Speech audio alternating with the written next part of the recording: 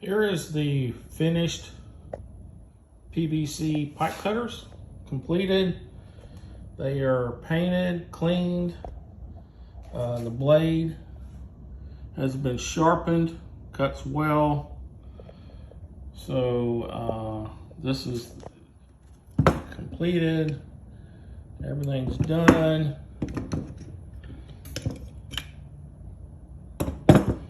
And this stuff here is like these were chromed at some point, and it's just the chromium's coming off. I can't fix that.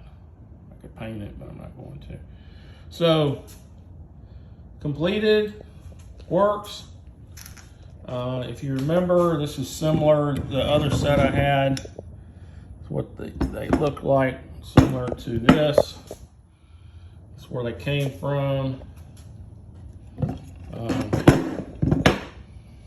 So it actually ended up, the hardest part was to get the old paint off and then repaint it. There's probably, I don't know, 5 coats of paint, hammered,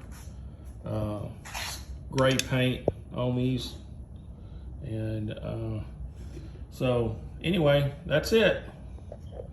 Thank you much.